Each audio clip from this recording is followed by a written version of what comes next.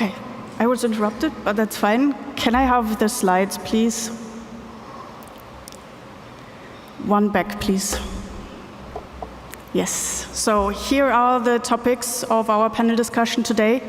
And as I said before, please submit your questions in the app, and Jelle will go through them and introduce them in the flow of the discussion. That's how we would like to proceed. And with that, I give the floor to you. Okay. Thank you very much. Good morning, everybody. I hope you have been enjoying all the talks as much as I have.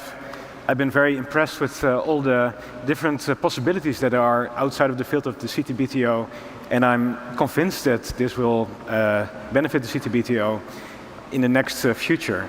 And as was demonstrated very convincingly by the speaker this morning in the medical community, these things are already a reality. So I guess as CTBTO, we're just waiting to catch up. So a lot of exciting things that will happen.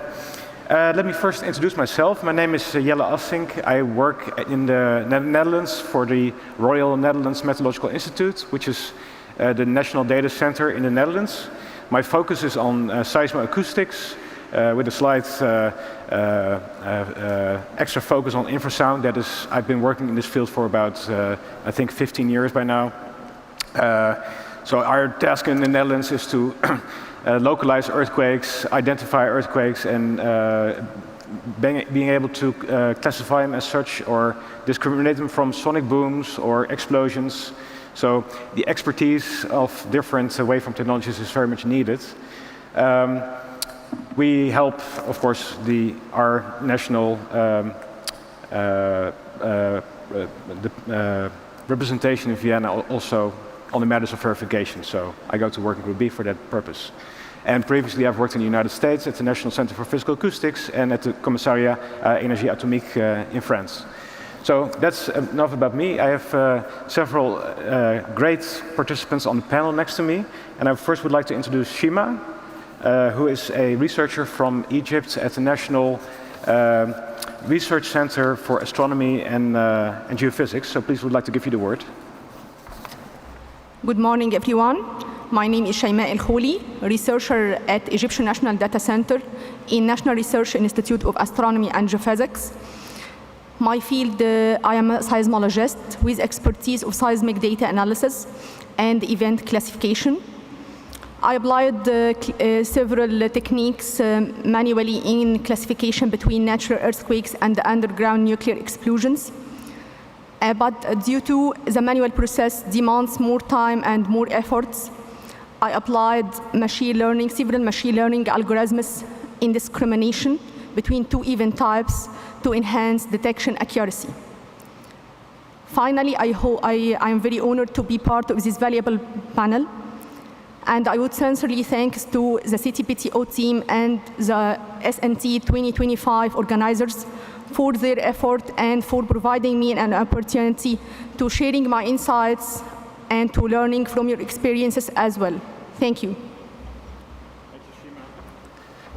Thank you, Shima. Next on the list is a researcher joining us from Argentina, Rui Marquez Rojo. Please, I'd love to introduce yourself.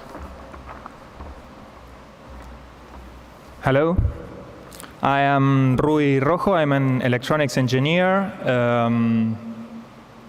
specialized in signal processing, which I also teach in the University of Buenos Aires, and I am part of an underwater acoustic research group in Argentina. We study acoustic scattering, noise level, and propagation. We do simulations, of course, of these things. With regards to propagation, although it wasn't our historical focus ever since the tragedy of the Ara San Juan, we have also focused on the same kinds of simulations that matter to CTBTO, that is long distance, long range, and depth and low frequency. So, of course, we are interested in simulating larger and larger problems in greater detail, higher frequencies, and to do that, to the extent that our resources allowed, we started simulating on desktop computers, then grew and got a workstation server, then a mini cluster.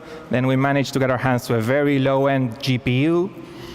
This last year, we have been running our code in the cloud.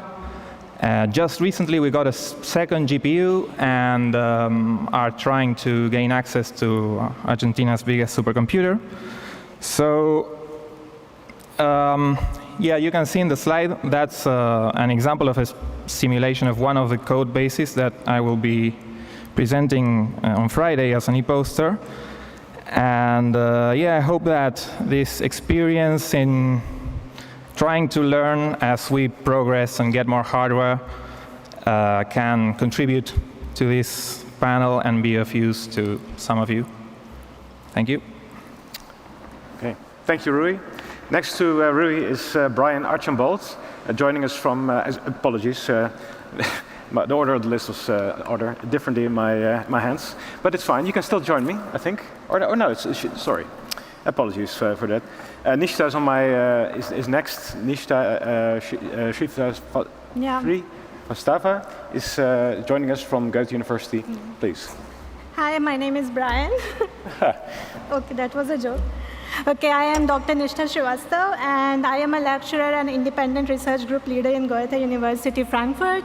I'm also a fellow in Frankfurt Institute for Advanced Studies. And for past 6 years, I have been investigating the application of machine learning and deep learning in specifically seismic monitoring. And currently, I'm leading the geohazard pillar of EU HPC project called Gadana, which literally translates to computation. And this project is actually part of an initiative from EU to strengthen the collaboration between India and Europe, specifically in the field of AI and HPC in sciences. Yep, and looking forward to the great discussion which we are going to have. Thank you. Thank you, of course. And now Brian is next, of course, joining us from the United States as a radionuclide expert. And Brian is a physicist and a data analytics leader at the Pacific Northwest Laboratory in the United States. Please, Brian, you have the word. I'm going to get we have the slide? Slides right up. There we go. All right, thank you. So kind of a first talk, I'll give a plug for my e-poster. You get a chance to go over to it. So my team is Pacific Northwest National Laboratory, the data analytics team, and the applied radiation detection group. And we specialize in leveraging machine learning and deep learning applications to radionuclide and radioxenon application spaces. In the top, you can see kind of the complexity of what a high purity germanium spectrum looks like on kind of nuclear debris from a test. It can be very complicated, and we're leveraging both unsupervised and semi-supervised machine learning models to basically aid in the automation and interpretation of that data in the context of the CTBT that is between the automated radionuclide reports and the reviewed radionuclide reports. And we're leveraging those machine learning models to automate that and augment the traditional manual analysts. So another application space relevant for the CTBT, you've seen several publications or several presentations here at the conference in the meeting on coincidence spectroscopy. In this example, we've been leveraging machine learning on gamma-gamma coincidence spectroscopy with high-purity germanium detectors. We use a convolutional neural network to suppress a lot of the interferences, which are the vertical and horizontal lines in the coincidence spectra that you see on the line. And the red markings are actually the full energy peak features that we use for identification and quantification of the radionuclides present inside of the sample. We use machine learning to build the fitting and quantification models. So it looks at the horizontal and vertical lines, looks at the diagonals, which are from Compton scatter events, and then identifies the peaks that we want to use for identification and quantification. And we do that in a way that it is trustworthy and based on physics-informed models. And this is just a couple examples of how we leverage machine learning today. Thank you. Thank you, Brian. Finally, next to Brian is Yevgeny. Of course, Yevgeny has already introduced himself and all this great work that he has done. So with that, we'd like to move on to the next part of the panel, which is discussing the different topics that we have identified that be of interest. Of course, as Anna has already indicated, you are more than welcome. In fact, we would love you to participate through the SNT app. You can submit your questions. Of course, to already kind of get the process of thinking going, perhaps you can already start thinking about all the things that you saw this morning during the different talks, and how do you think these could benefit the CTBTO community? I would love to have your views on that as well. But with that, let's move to the first topic of this panel. The order will be kind of that we first will go into the different verification techniques, and then progressively move towards possible integration into CTBTO operations. And so yeah, with that, we have several questions prepared. And again, if you have some thoughts that come up during these questions, feel free to enter these in the app, so we can also consider these while the questions are being addressed. Okay, so as the first question, I'd like to first ask Nishta about the state of the art in machine learning and data learning techniques to improve the identification between sources of interest, such as nuclear explosions for the CTBTO, and other signals that could be detected on the CTBTO network. So this could be, for example, earthquakes in the field of seismology. Okay, so I think we have our good old convolutional neural network, which is already very powerful in extracting local features. And then we have sequential models, architectures like LSTM, which is really good in understanding how the signal evolves with time. So if you use a combination of it, then you already have a really good model which can extract the features locally as well as understand how the signal is evolving over time. Then I think in the keynote lecture already our speaker explained how transformer works and how attention layer works, which is also very powerful architecture which revolutionized the large language models. And then we have a physics-informed neural network as well, where now we are trying to introduce like physical attributes and concatenating it together with the deep learning extracted attributes to make an informed decision. And then there are several other techniques like self-supervised learning technique and transfer learning technique, which one can use to make their model more adjustable to the local terrain. Yep, thank you. And in your research, have you applied these techniques to the identification of explosions and earthquakes, for example? Yes, I actually did apply the convolutional model, and it was quite successful, and it was actually in some cases it was better than the human analyst as well, specifically when there's an earthquake which is very near field, and then you have a blast, of course man-induced blast like mining blast. And then the spectra was quite similar. So it was really hard even for the analyst to identify which one is an earthquake. And then actually the model did a better task there. Okay, thanks. Brian, perhaps the same question for you, but then in the field of radionuclides. Of course, you already introduced much of your work, which I can only assume is the state of the art in the field of radionuclides. But have you also applied these kinds of techniques in, for example, DPRK events in the past? Yeah, absolutely. In the context, self-supervision machine learning models are very apt for kind of doing these clustering and these understanding of kind of these concepts themselves. You can see in just walking around the poster presentation for the radionuclide session, we saw a lot of application spaces where you're using self-supervised machine learning to understand backgrounds and better understand how those vary across these networks themselves and the stations. That allows you to have a better understanding of the interferences that may be present within the models and kind of get to lower detectability limits.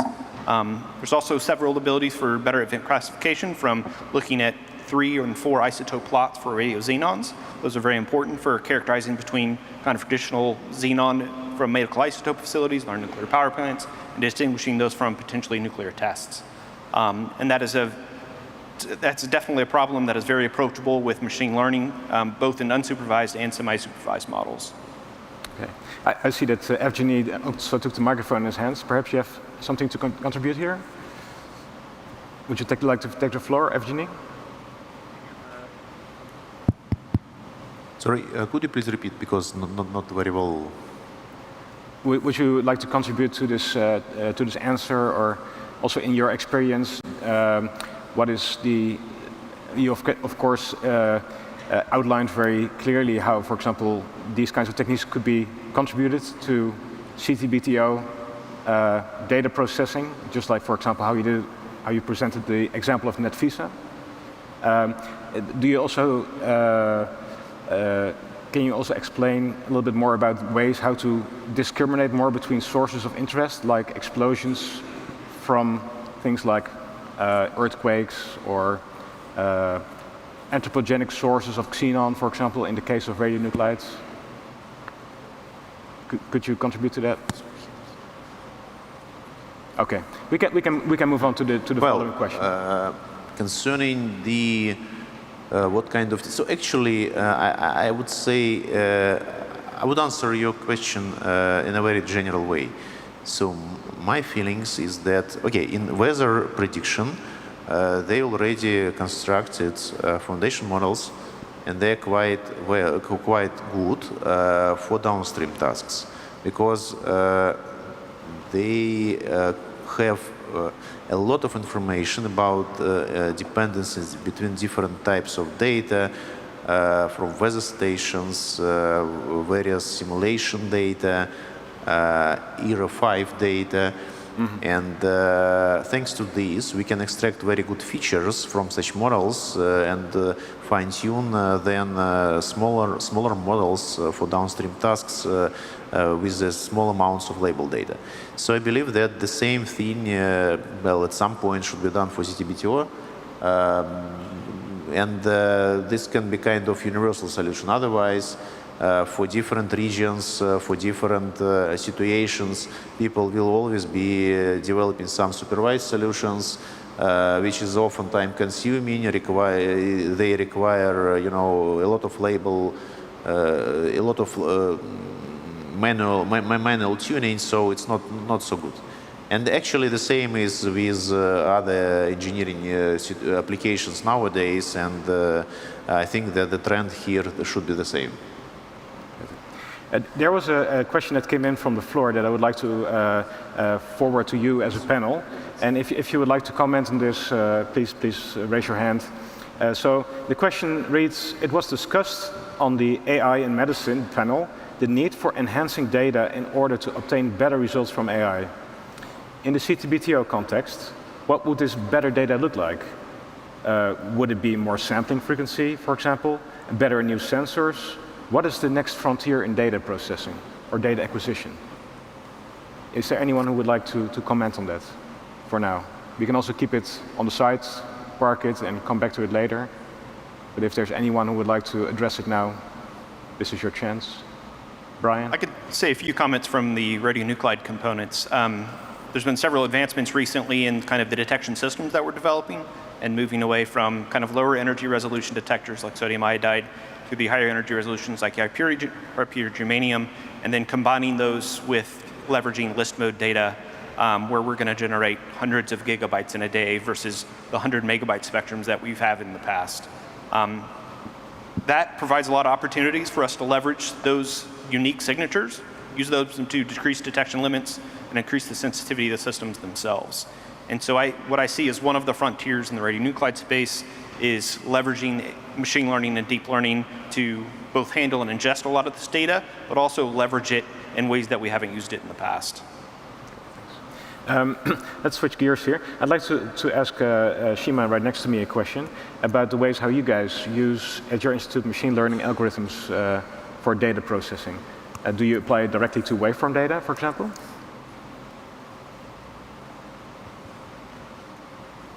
Oh, it's off? Yeah, there you go. Yes, I applied several machine learning algorithms in discrimination, linear and nonlinear in discrimination between natural earthquakes and underground nuclear explosions, based on three approaches: frequency extraction, and the RF, KNN, and LR. And ensemble models are the most effective machine learning algorithm based on frequency extraction, which demonstrated the highest performance achieved 100%. The second approach is based on time domain waveforms. So the RF and ensemble models demonstrated the highest performance achieved 75.5% and 76.2% respectively. And the third approach is based on frequency domain. So the RF also is the most effective algorithm. Demonstrated the highest performance achieved 77.5%. So in my field, in discrimination between natural earthquakes and nuclear explosions. Mainly the RF is the most effective algorithm. But to validate the result of the same model, which previous researchers used the same models, I comparing the accuracy of the models, the machine learning algorithms, with the performance of the same model in the previous work.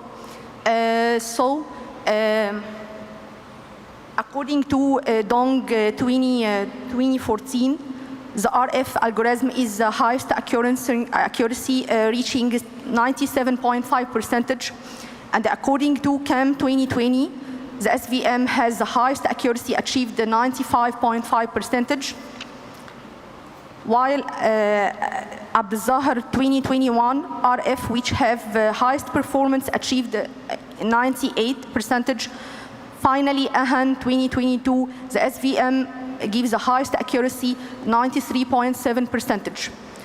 But all of them is based on feature extraction. So mainly the most effective machine learning algorithm is RF and maybe SVM. Okay. Thank you. Thank you. Okay, so there's obviously a lot of different machine learning algorithms that have great potential.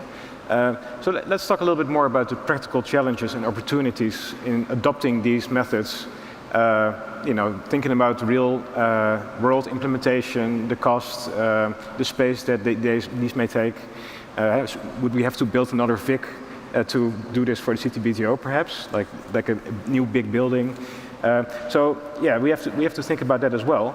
And I was wondering, Yevgeny, perhaps starting with your answer, which are the most relevant advantages and disadvantages in that of deep learning? Well, concerning advantages and disadvantages, right? Well, actually, I would say the following. If we are talking about some small-scale models, small-scale situations, it's always, first of all, it is required to get labels. And second, still, there are no, I wouldn't say that there exist really good automatic or neural architecture search methods. All of them still require some computational power. And in engineering applications you have here, guys, in CTBTO, I don't think that they are really useful. So still you will need to make some experiments by yourself to select the particular small-scale architecture. This is one disadvantage. Or if you, but with deep learning you have a big advantage. If you have a foundation model, then everything is simple. You extract features for your problem at hand. You fine-tune some very simple classifier or something, some other model, and that's it. But in this case, you will have to spend a lot of resources, computing power, data collection, time for data collection, etc., to construct such foundation models. So from my point of view, these are kind of two opposite things, and what to select, it depends on different situations. But from my point of view, the thing with foundation models is a good story. Nishta, would you like to share your perspective on this? Yeah, I think I will just add on top of what Evgeny said. So if we look at the advantage point of view, of course, we are making the process automatic, and we are saving time. We are saving the human time, like human involvement in analyzing the signals and so on. But there are still some things which needs to be addressed, I think. A model is as good as the data which it is being trained on.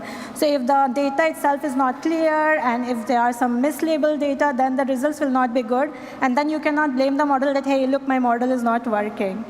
Then one advantage of deep learning could be the edge computing, which is coming now, like in the recent papers, where you can deploy, like Evgeny said, that, or you can just deploy a very teeny architecture or teeny deep learning trained model directly at the station, and then you can create a first-hand report by using some large language models like ChatGPT or something, by giving it the parameters which you are extracting from your trained deep learning models.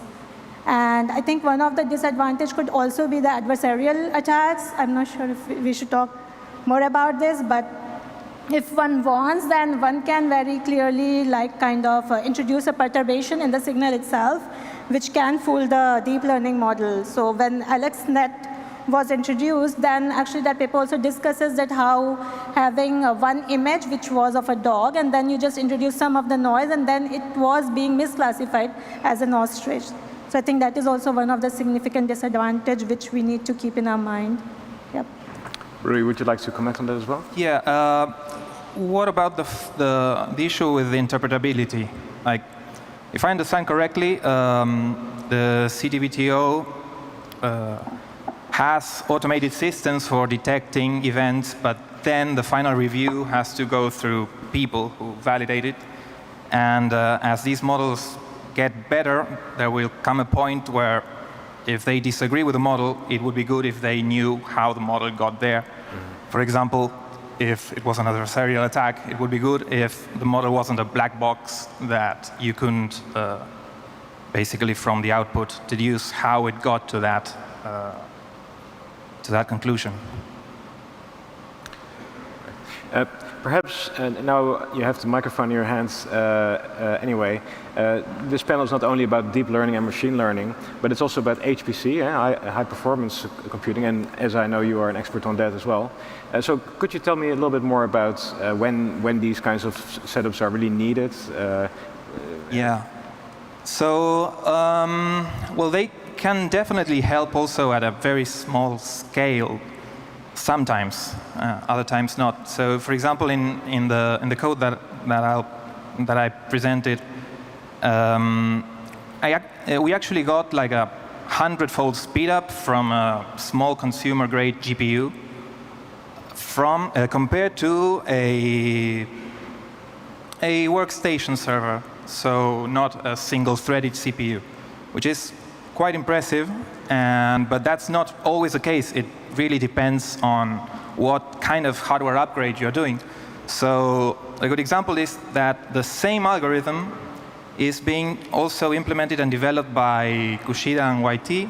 And at the beginning of this year, they published that they were testing, parallelizing it in their DGX station in multi-GPUs. And they found that the hot code, the fast Fourier transform, that is the slowest part of the code.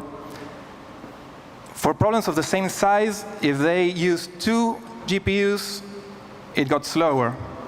But then if they used 4, it got faster again. So yeah, if now I put myself in the mindset of someone that is deciding whether to buy certain hardware to get some kind of performance boost. In that situation, it would be complex. So there may be many tips. One is to test things out in the cloud, for example, where the worst thing that can happen is that you lose like rent money and not hardware money. And then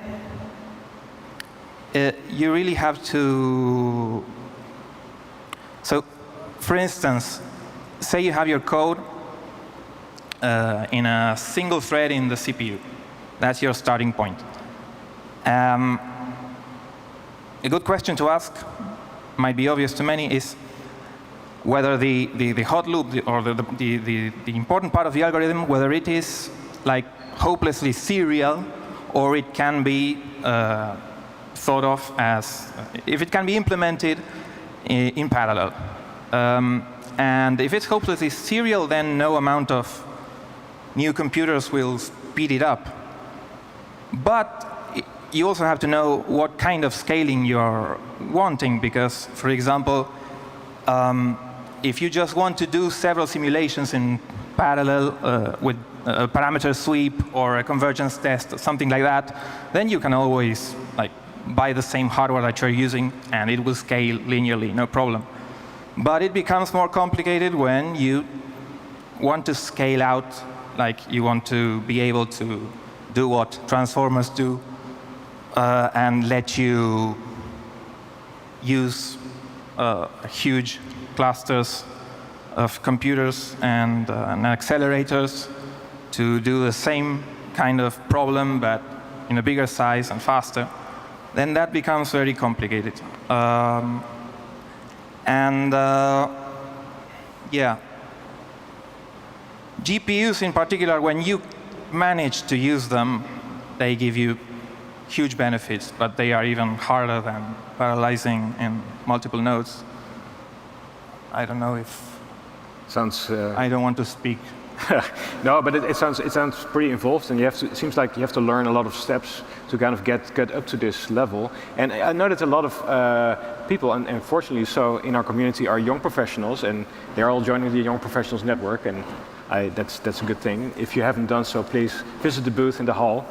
But as a young professional, if you would look at this, what would you advise them to do first? To get started in this field of HPC, machine learning? Yeah, well, I mean, it all depends on what hardware you have available. But I wouldn't be discouraged by the fact that maybe you see other institutions having big access to big iron and you don't, because in my experience, there is a path where you get progressive success. And so first of all, don't forget the basics of optimizing the code. If the algorithm has something wrong, something to be improved in terms of complexity, then no amount of hardware can make up for that.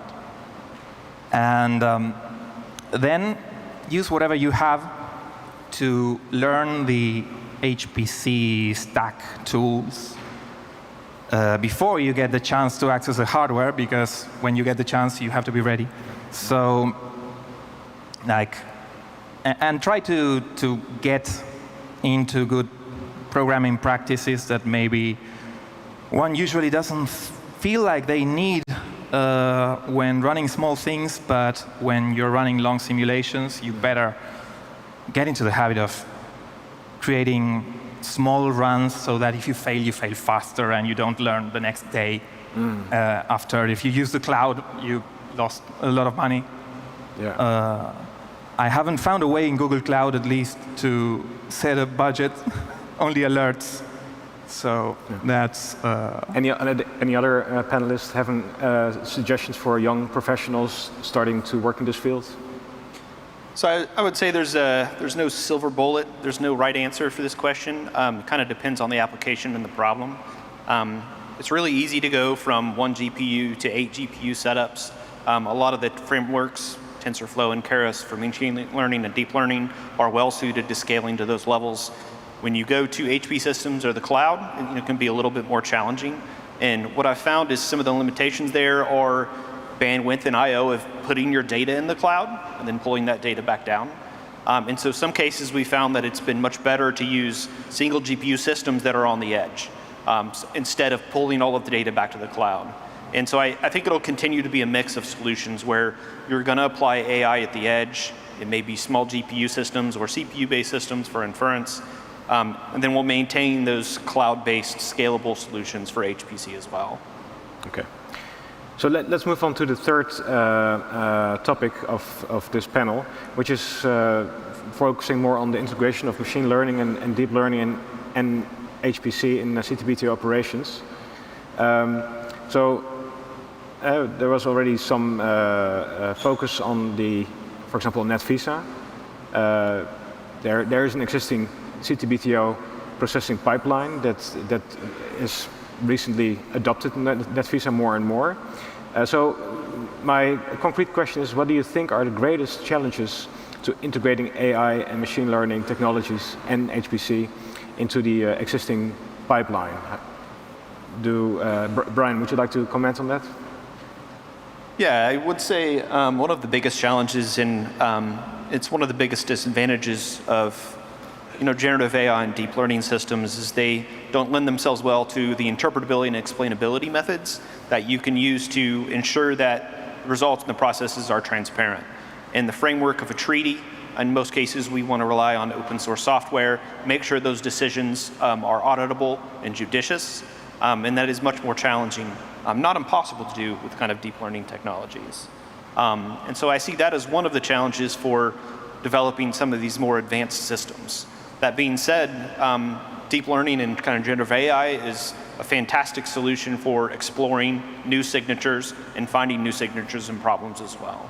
And so we need to take a balanced approach in leveraging both machine learning and deep learning and generative AI solutions really all together. I've heard about things called explainable AI. Is that the solution to this problem, what you mentioned, or? It certainly, in a lot of cases, it can. I've leveraged it in the past to explain decisions as they're going through. But there's also this open source framework lends itself well to the trustworthy nature as well. And so that all the NDCs can see the open source framework. They may be open source weights for the machine learning model itself, or it's the code itself that is generating the decisions. Right. Nishta, could you comment on this from a more waveform perspective? Yeah, I think one of the challenge could be in the seismic monitoring is the diversity in terrain itself. Like, for instance, if I'm training some model which is trained on the data which is based in Italy, and then I want to implement it somewhere in Greece or some other terrain, then because the model has seen the data which is having the signature of the geological effects and so on of Italy, it will be hard for the same model to kind of interpret the data which is coming from Greece. So I think in these kind of techniques, like you can use transfer learning to kind of expose more data and then use the model to make decisions.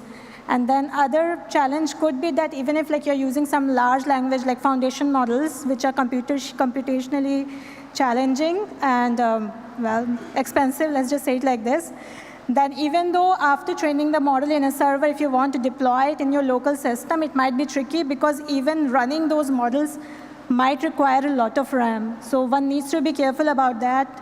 So I think that will be the other challenge which needs to be addressed. There's an interesting question from the floor that I would like to address.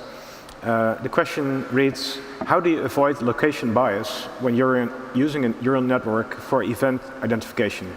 Databases often have a spatial bias in the location of known explosions.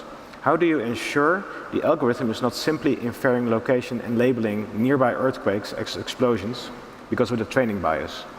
Is there anyone who would like to comment on that question? Biases in training data? We can park it for a little bit as well. I think it's an interesting question to perhaps come back to. If not now. In the meantime, let's let that simmer and think a little bit about the fusion of data, because that's also something that goes on within the CTBTO, the fusion of waveform and radionuclide data. And recent studies have focused on the development of so-called multimodal modality models. And I was wondering, how can they be used for example, for the fusion of this data? Shima, do you have a perspective on this? In the beginning, we must know what is the multimodality models. The multimodality models is the models that combine and analysis of different type of data. Generally, raw data, waveform, text, and image. From different types of source or different types of sensors. In my field, the different type of source may be including seismic, infrasound, radionuclide, and hydroacoustic. We integrate how to integrate between different types by using multimodality models. The multimodality models, we learn models to correlate between SHI, for example, and RN. To SHIs that detect the location, time, and the event. It is a time series waveform data, while RN is the numerical data of the particles and isotopes ratio.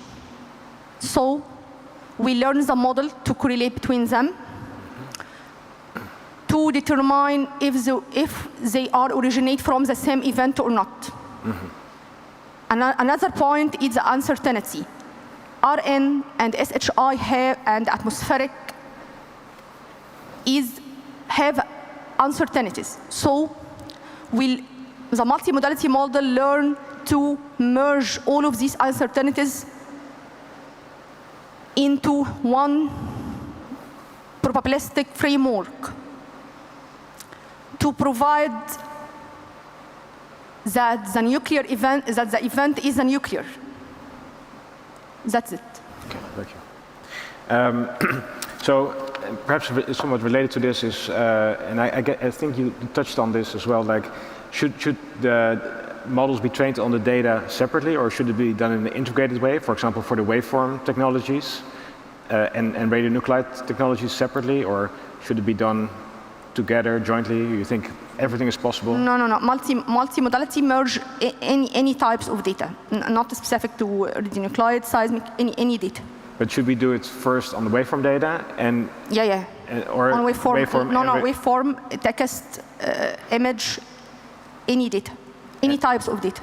And would it be then a secondary step, the combination of the SHI and radionuclide data, because they have somewhat of a different age, how they, SHI goes pretty fast, of course, radionuclides is a little bit slower. Yeah, but SHI not confirm alone that the event is a nuclear, but it need more other technologies or more other data to prove that the event is nuclear. Yeah, okay, thanks.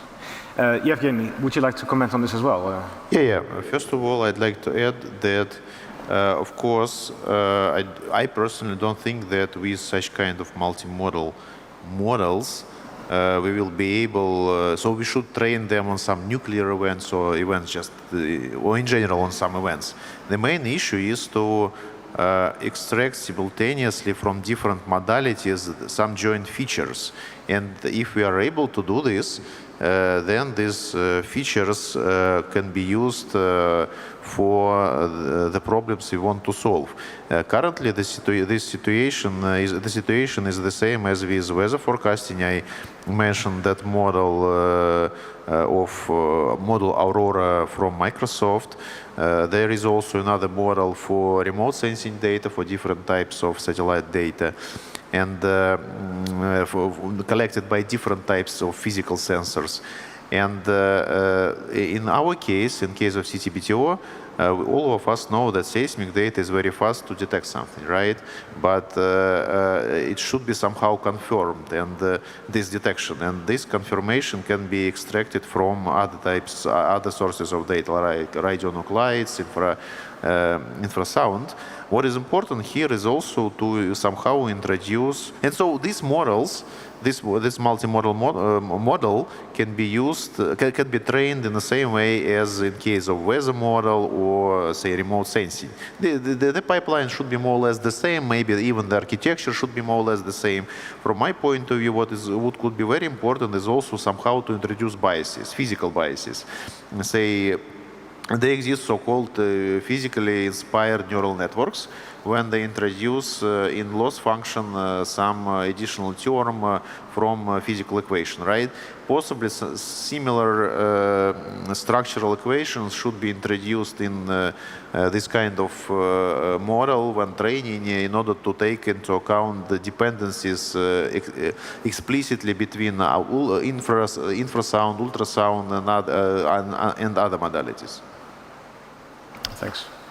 So I'd like to move to the last topic of this panel, the broader implications of AI and machine learning for the CTBTO and testband community. So I'm wondering, and that's my first question in this topic, how these techniques will change event detection, work process, and assist analysts within the IDCs and possibly also NDCs. Brian, would you like to take the floor on that? I think from a radionuclide standpoint, I mentioned earlier that developing machine learning, deep learning techniques to aid analysts in kind of interpretation and reporting of gamma spectra itself. That allows you to kind of suppress a lot of the interferences that are component. Typically, we rely on decades of experience for human analysts to actually do that suppression and kind of do that interference corrections in the analysis themselves. And we can leverage these tools both for the training of the next generation of analysts, but also use that as tools for those analysts to kind of move forward. One of the kind of the large implications I've seen in the last 6 months is kind of the development of agentic AI in kind of so-called vibe coding. It's really commoditized the ability to use machine learning and deep learning for any scientist that doesn't have experience with computer programming or computer science. You can simply type in a prompt and say, I have a problem, this is an example of my data, and I look at it from a classification standpoint, or look for data clusters inside of themselves. And that allows everyday scientists to leverage some techniques that have really been out of reach for most of us in the last 10 years. Thanks. Yevgeny, would you like to comment? Yeah, I completely agree with my colleague that many of standard operations of CTBT officer can be automated using this kind of multi-agentic AI-first many routine operations. Second, of course, using these techniques, we should be able to significantly scale all computations to make all simulations to make them faster. Lagrange backward simulations, some forward models, weather simulations, and also be able to propagate uncertainty through all these simulations, which should help us to assess the uncertainty of the final result, right? Currently, it's very time-consuming due to the simulations are numerical based on physical processes. So, and of course, we hope to increase accuracy of anomaly detection, at least to reduce the amount of false alarms. Otherwise, it's it's not a good life for a CTBT officer to remove all these false alarms manually. Okay, thanks. I was wondering if you guys have thought in the meantime about this location bias that was addressed earlier in a question by the floor. I think it's an interesting question to go back to. So I will read it again. How do you avoid location bias when using a neural network for event identification? Databases often have a spatial bias in the location of known explosions. How do you ensure the algorithm is not simply inferring location and labeling nearby earthquakes as explosions because of that training bias? So it's really about the biases in training data sets. Should it be done by randomizing training data, for example, or Nishta, do you have a thought about this? Yeah, I think it's tricky kind of to say that there won't be any bias when you are training your model on a certain data, specifically if you're not preparing the data by yourself. I think one way could be that you can train your model using some global data and then fine-tune your model further by using the location data in which you're planning to use it. So I think this might improve the model performance. So this could be one way to handle it. Okay, thanks. So I was also wondering, and that's the next question that came from the floor. We talked a lot about explosions and earthquakes previously. But I was also wondering if the panelists have worked before on other types of sources, such as landslides or induced seismic events, for example, that also can occur. Have you worked on this, Shima or Nishta? No. Okay. Yeah. That's fine. It's there's a lot of questions, so there's many to go through. So another question that came from the floor is that the CTBTO manages a finite network of stations, including radionuclide, seismic, and infrasound technologies. They are deployed in very diverse local conditions with a variety of equipment. Can AI help finding trends of past performance to identify future behavior of the network from a maintenance perspective? And this is very important, also in the framework of IMS sustainment. I saw a very nice poster presentation on this on Monday, but I was wondering if, from your side, what do you think about the use of AI for IMS sustainment? Do you have any thoughts that you could share? Brian, is there? So the question is about predictive maintenance capabilities? Yeah, so within the IMS, there's been several efforts to use anomaly detection to look for anomalous activity, whether it's spikes in the signal on a current or as transducer or sensors. And that can be very effective for looking at kind of these long-term trends so that you can anticipate problems, one, before they occur, to make sure that you have the assets in place and ready to replace that systems themselves. And so machine learning and deep learning techniques are great for understanding these kind of long-term trends where you may not have the bandwidth for a human to kind of sit down and watch the equipment nonstop. And so it's fantastic for some of that predictive maintenance. Are these techniques that you apply at PNNL for the stations that you operate, or is that not relevant? So I've seen several efforts both here at CTBT as well, but at PNNL to kind of look at state of health and tracking to do that predictive maintenance systems. Both on a lot of the high purity germanium detector systems, you look at the detector currents, track that over time so that you can leverage when you may have instrument failures so that you can kind of predict those ahead of time to eliminate kind of downtime on the instrument itself. Okay. Anyone else who would like to comment on this? Okay. Another question from the floor is the CTBTO has a processing stage called screening. The goal of that stage is to identify natural events with a high level of confidence. Given that large explosions are much rarer than earthquakes, what AI method would be more suitable to the stage of processing? So the question is, what AI method can we use to use for screening in the future at CTBTO? Any thoughts on this? What kind of AI methods? Yeah, what kind of AI methods? CNN or well, language models? It's not so easy question actually. If we are talking about spatial time spatial processes, currently there are special statistics. So there exist standard statistical models for time spatial processes, right? Various generalizations of Poisson processes, but with spatial component. And currently, people are trying to combine this with neural networks, so that neural network can account for non-stationarity, and also it extracts data from different sources to predict the intensity of these events better. And then the statistical model is on top of that. So possibly these techniques which combine some explicit statistical models, more classical, with but they are empowered by neural networks which can extract features, information from different data sources. Possibly this could be a good option for various event detection and screening. Anyone else would like to comment on the screening part of the data processing within CTBTO? Brian, would you have a comment on this from radionuclides? Kind of from a radionuclides perspective, a lot of the deep learning techniques are great for that kind of signature exploration, where there's probably you don't know what the difference in the signature is, and you're looking for doing some kind of classification technique itself. And a lot of times we're using transformer or autoencoder systems to basically learn the embedded latent spaces to try to simplify the models themselves. And then we use clustering basically on the embedded space to come up with kind of a feature set that can look for these signatures where we may not know the problem going into it, what the solution is.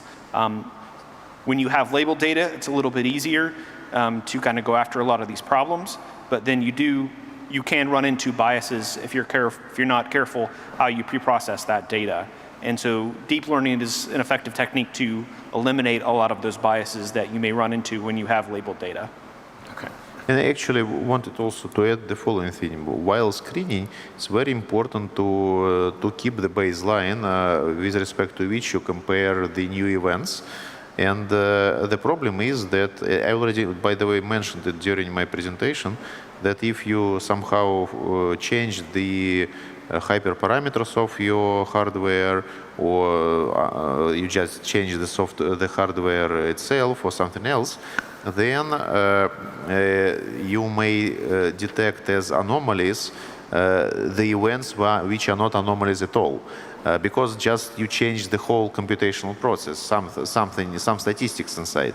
And what is important with agentic systems and AI is that you can construct a computation pipeline, end-to-end pipeline, so that you can more or less easily recalculate everything from the beginning in order to take all these additional changes into account, so that you still have the appropriate level of false alarms.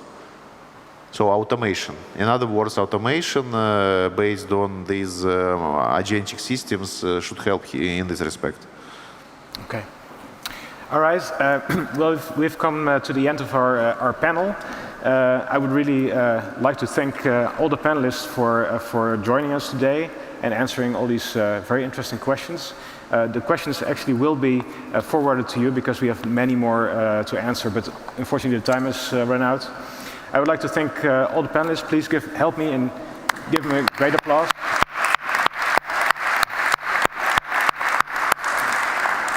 And of course, I would also like to thank you, the audience, for being here and supporting us with all these interesting questions. Please go ahead and enjoy your lunch, and I will see you around. Thank you.